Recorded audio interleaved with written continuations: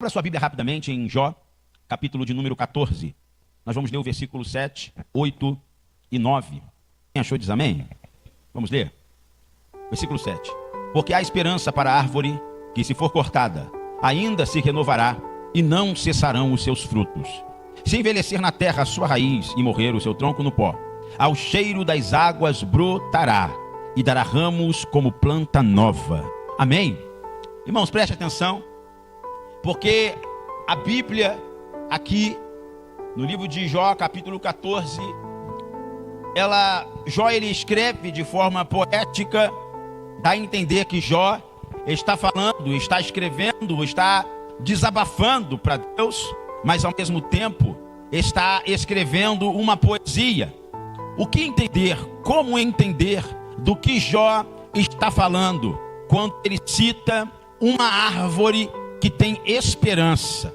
Ora, se nós nos depararmos com alguém no meio da rua conversando com uma árvore ou com uma planta, se bem que tem alguns jardineiros por aí que dizem que faz bem conversar com as plantas, né? Tem algumas donas de casa que tem lá as suas plantinhas que cultiva e às vezes elas falam com as plantas. Mas se você passar pela rua e ver alguém conversando com a árvore, perguntando se essa árvore ainda tem esperança, se essa árvore tem fé, você vai falar: esse daí é mais um doido que está andando por aí. Jó, ele não estava apenas desabafando, falando com Deus da sua fé, da sua crença própria em Deus, mas ele também estava vivendo um momento na sua vida de dor profunda da sua alma, aonde ele conversa com ele mesmo. Vários momentos do livro de Jó, você vai ler alguns capítulos e você vai ver Jó conversando consigo mesmo, tentando entender o porquê dele estar vivendo aquilo, o porquê de algumas dores, o porquê de algumas situações, alguns acontecimentos,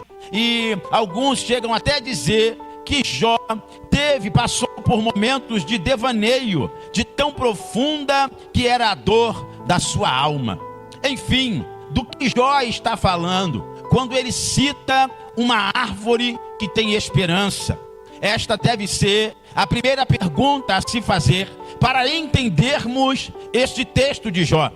Preste atenção, porque se começarmos pelo Salmo 1, vamos entender o que a Bíblia está falando quando a Bíblia cita uma árvore que tem esperança, ou uma árvore que dá ou que não dá frutos. Jesus também citou que a árvore que não dá fruto, ela é cortada de machado e lançada ao fogo. Porque ele cita uma árvore quando ele quer falar de arrependimento, de dor, de resultados ou até mesmo de salvação.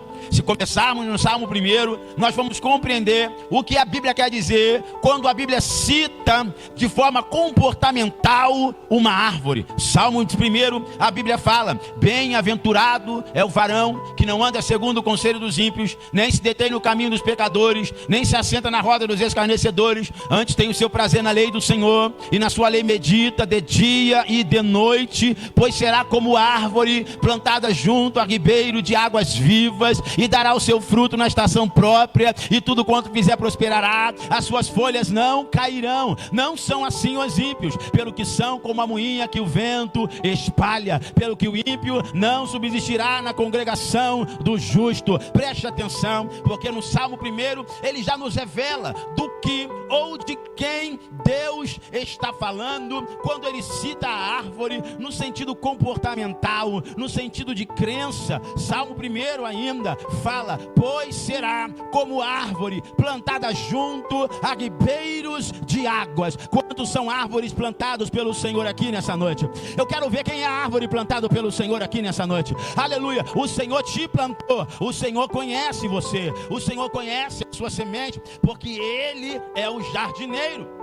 O Salmo 1 fala de alguém que está plantado junto às águas. Fala de uma árvore do qual não precisa fazer muito esforço para achar água, pois as suas raízes encontram água com facilidade. Pois é aquela árvore que está plantada junto aos ribeiros de águas vivas. Ela não está plantada em um lugar qualquer. Ela não está plantada em um lugar de intempéries, em um lugar de sequidão. não. Existe uma fonte fluindo o tempo todo, aleluia, as raízes daquela árvore.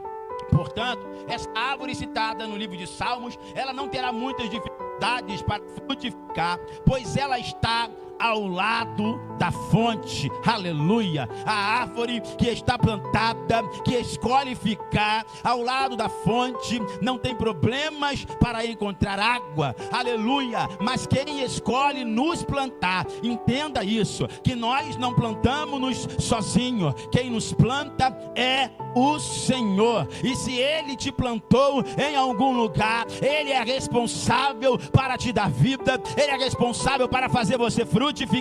E não interessa aonde você esteja plantado, se o teu jardineiro te plantou, ele te conhece e sabe que você é capaz de ficar aonde você está plantado. Olhe para a pessoa que está do seu lado e diga para ela: se você é capaz de frutificar aí aonde o Senhor te plantou. Aleluia. O Salmo 1, ele fala a respeito de uma árvore qualquer. Uma árvore qualquer, uma espécie qualquer de árvore. Por quê? Porque não importa, aleluia, qual é a árvore. Se ela está plantada ao lado das águas vivas, ela irá frutificar. Portanto, o salmista está falando que qualquer árvore que for plantada ao lado da fonte, vai frutificar.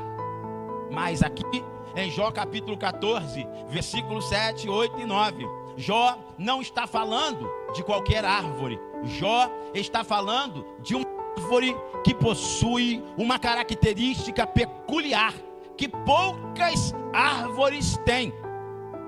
Agora olha só que interessante.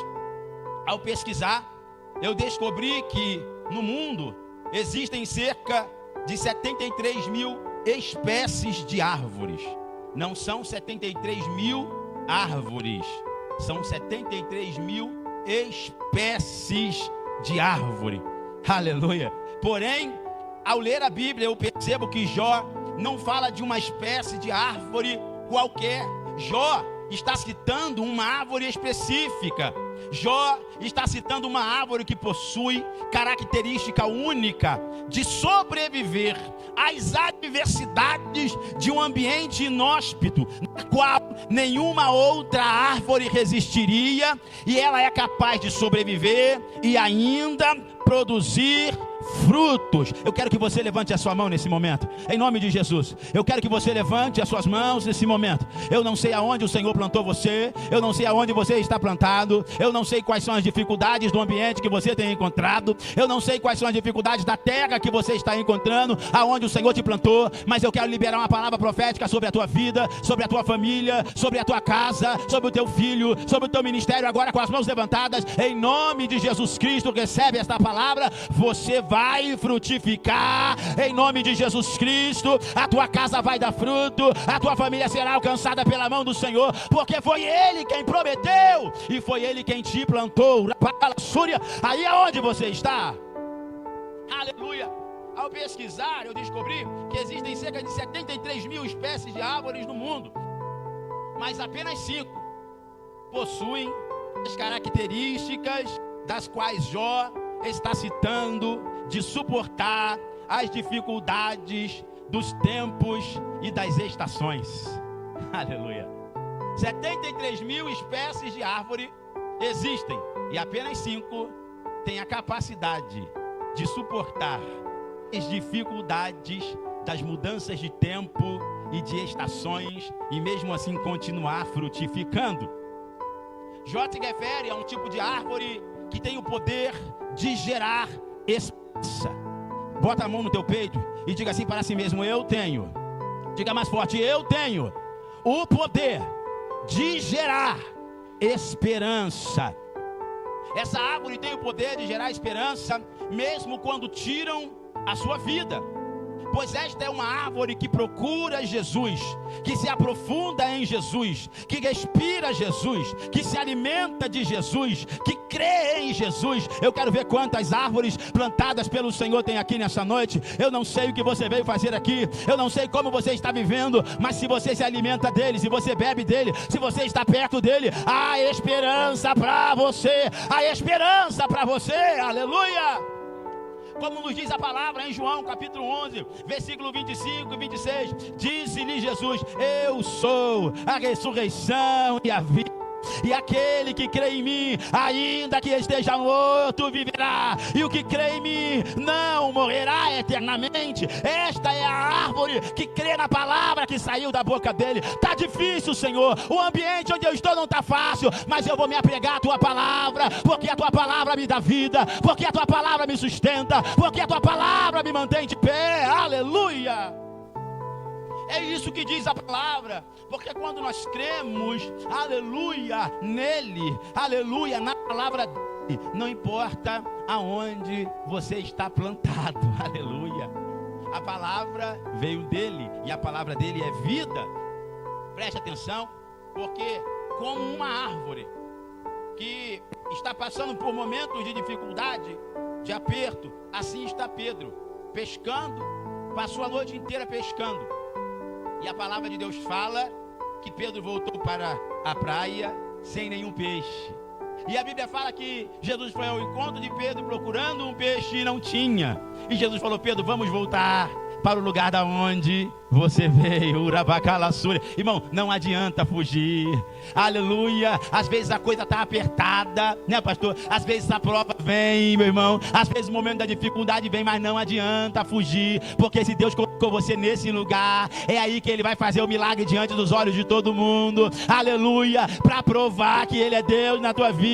Pedro tentou fugir, Jesus mandou ele voltar para o mesmo lugar. Por que você veio, Pedro? Vamos voltar lá. Mas, Senhor, eu pesquei a noite inteira no mesmo lugar, Pedro. Vamos lá, chegamos, Senhor. Lança a rede do lado direito. Mas, Senhor, eu já lancei a noite toda. Lança, Pedro, a rede do lado direito. Pedro fala: tá bom, Senhor, sobre a tua palavra eu lançarei a rede. Eu não tenho mais força, eu estou cansado, mas o Senhor está falando, eu vou fazer, porque eu sei que alguma coisa vai acontecer aqui. Quando Deus te planta, quando Deus te escolhe, quando Deus te chama, não adianta fugir. Aleluia. Quando eu era menino, eu ouvi meu pastor falar: irmãos, tem uma coisa que não adianta, é você fugir da prova, é fugir das adversidades, porque se for Deus que te colocou na adversidade, não adianta. Aonde você for, você vai ver deserto. Aonde você for, você vai ver tempestade. E você vai falar: meu Deus, eu vou daqui e vou para lá, e é só o problema que vai atrás de mim. Mas não é, irmão. Sabe o que é? É que Deus está te apertando para ver se você procura Ele de forma diferente. Urabacalassúria. Deus está te encurralando para ver se você dobra o joelho diferente, para ver se você ora um pouquinho mais, para ver se você faz um propósito de jejum, para ver se você vai para a leitura da palavra na madrugada. Deus está te apertando, irmão, para ver se você busca Ele diferente. Mas já faz 30 anos que eu sou crente, pregador. Você está dizendo que eu não sei orar? Olha o que a Bíblia fala: conheçamos e prossigamos em conhecê-lo. Aleluia. A Bíblia fala que nós não sabemos orar como convém, mas o Espírito Santo é quem intercede ao Pai por nós com gemidos inexprimíveis.